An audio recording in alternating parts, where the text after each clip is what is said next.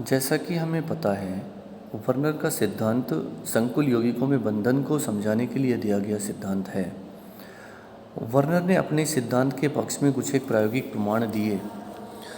Werner ने ammonia और cobalt chloride की रिएक्शन से प्राप्त संकुल यौगिकों को AgNO3 के साथ अभिकृत करवाया और AgCl अणु प्राप्त किए। अब इनमें देखा जाता है कि जो फर्स्ट वाला संकुल है CONH3 का होल 6 Cl3 प्लस AgNO3, उसकी रिएक्शन कराई जाती है तो 3 AgCl बनते हैं। सेकेंड संकुल से जब रिएक्शन कराई जाती है तो 3 AgCl बनते हैं।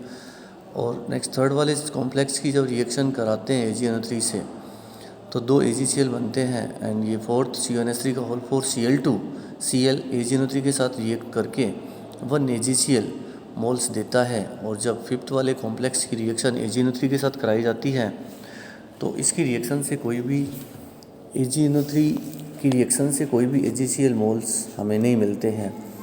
तो इनसे निष्कर्ष निकाले जा सकते हैं कि फर्स्ट एंड सेकेंड कॉम्प्लेक्स में 3 Cl एटम ऐसे हैं जो प्राइमरी वैलेंसी को संतुष्ट करते हैं, इसलिए 3 AgCl मोल्स बनते हैं। और सेकेंड और फोर्थ ऐसे कॉम्प्लेक्स कंपाउंड हैं जिनमें 2 और 1 Cl, 2 and 1 Cl primary valency से बॉन्डेड हैं, इसलिए एक्वस सॉल्यूशन में रिलीज हो जाते हैं और उनका टेस्ट अपन कर सकते हैं। और लास्ट वाला जो कॉम्प्लेक्स है उसकी जब AgN3 के साथ रिएक्शन कराई जाती है तो कोई AgCl मोल्स नहीं बनते। इसका मतलब यहाँ पे ये कहा जा सकता है कि इस कंपाउंड में कोई भी Cl एटम ऐसा नहीं है जो प्राइमरी वैलेंसी से बॉन्डेड हो, सारे Cl सेकेंडरी वैलेंसी से बॉन्डेड है, इसलिए हम उनका टेस्ट नहीं कर सकते हैं। पहले ये सारी चीज़ें यहाँ पे वर्नर ने जो सिद्धांत दिया गया था वर्नर ने सिद्धांत जो संकुल यौगिकों बॉन्डिंग के लिए दिया गया था उसको प्रूव करती है। बाकी वर्नर के सिद्धांत को चालकताओं के मान के आधार पर भी प्रूव किया जा सकता है। ये थे वर्नर के सिद्धांत के पक्ष में कुछ एक एविडेंस, जिनको आप और ज़्यादा डिटेल्स में बुक से भी पढ़ सकते हो, मैं उसकी कॉपी भी आपको सेंड कर दूंगा। इसके बाद जो वर्नर का सिद्धांत दिया गया था उसके अपन एप्लीकेशंस लेते हैं। वर्नर के सिद्धांत के कॉम्प्लेक्स कंपाउंड्स के अंदर बहुत सारे एप्लीकेशंस हैं। जो मेन एप्लीकेशन हैं वर्नर थ्योरी के, वो यहाँ पे दिए जा सकते हैं। बॉन्डिंग को समझाने वाला एक इम्पोर्टेंट थ्योरी है वर्नर का सिद्धांत। कॉम्प्लेक्स कंपाउंड में बंधन को बताने वाला एक महत्वपूर्ण सिद्धांत है जिसके बहुत सारे एप्लीकेशंस हैं, बहुत सारे अनुप्रयोग हैं, जिनमें से फर्स्ट है संकुल यौगिकों की स्ट्रक्चर। वर्नर के सिद्धांत द्वारा किसी संकुल यौगिक की संरचना बताई जा सकती है। जैसे यदि सेंट्रल मेटल की कोऑर्डिनेशन नंबर 6 है तो ये कहा जा सकता है कि इसकी जो ज्योमेट्री होगी वो ऑक्टाहेड्रल होगी। इट मीन्स इससे 6 लिगेंड जो होंगे वो ऑक्टाहेड्रल शेप में जुड़े होंगे, जिनको अपन डार्क लाइन से रिप्रेजेंट करेंगे। और जो प्राइमरी वैलेंसी से बॉन्डेड एटम्स हैं उनको बिंदुकित लाइन और डॉटेड लाइन से रिप्रेजेंट करते हैं। इस तरह से हम किसी कॉम्प्लेक्स कंपाउंड की स्ट्रक्चर को वर्नर के सिद्धांत द्वारा एक्सप्लेन कर सकते हैं।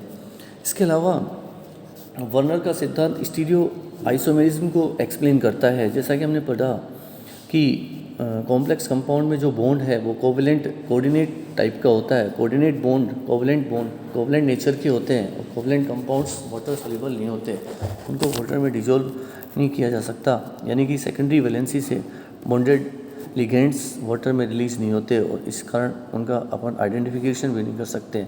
डायरेक्शनल नेचर के होने के कारण ये आइसोमेरिज्म शो करते हैं, इसलिए ये जो आइसोमेरिज्म है सिस और ट्रांस और डी और एल टाइप, यानी कि ऑप्टिकल आइसोमेरिज्म और ज्योमेट्रिकल आइसोमेरिज्म दो रूप में मिल सकती है। जैसे प्लेटिनम का यहाँ complex compound cis and trans के रूप में लिया मैंने, और कोबाल्ट का एथिलीन डाइएमीन के साथ डी और एल टाइप मैंने यहाँ पे शो किया।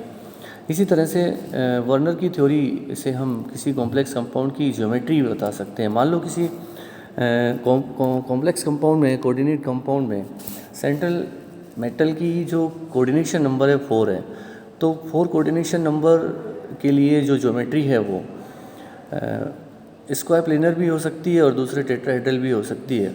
यदि उसकी ज्योमेट्री स्क्वायर प्लेनर है तो सिस और ट्रांस आइसोमर पॉसिबल है, और यदि टेट्राहेड्रल है तो उसके सिस और ट्रांस आइसोमर नहीं होंगे। जैसे प्लेटिनम के कॉम्प्लेक्स कंपाउंड अपन लेते हैं तो उसमें पता चलता है कि ये सिस और ट्रांस फॉर्म में मिलते हैं, तो ये श्योर हो जाता है कि ये जो कॉम्प्लेक्स कंपाउंड है ये वर्गाकार शेप हो रखेगा, स्क्वायर प्लेनर शेप रखेगा। इस तरह से हम किसी कॉम्प्लेक्स कंपाउंड के संकुलों में सूत्रों का अनुमान लगा सकते हैं, संकुल यौगिकों की ज्योमेट्री बता सकते हैं।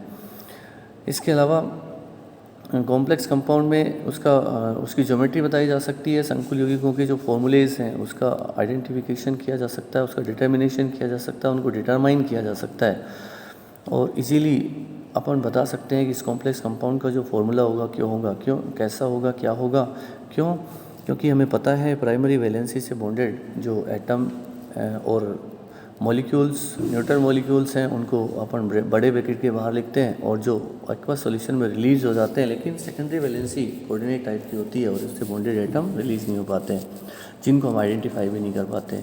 तो यहाँ पे मैंने आपको वर्नर थ्योरी के प्रायोगिक प्रमाण एंड वर्नर थ्योरी का एप्लीकेशन पार्ट आपको यहाँ पे बताया। उसको आप जो मैंने पहले वर्नर सिद्धांत था उसके बाद ही आप इसे नोट डाउन कर सकते हो।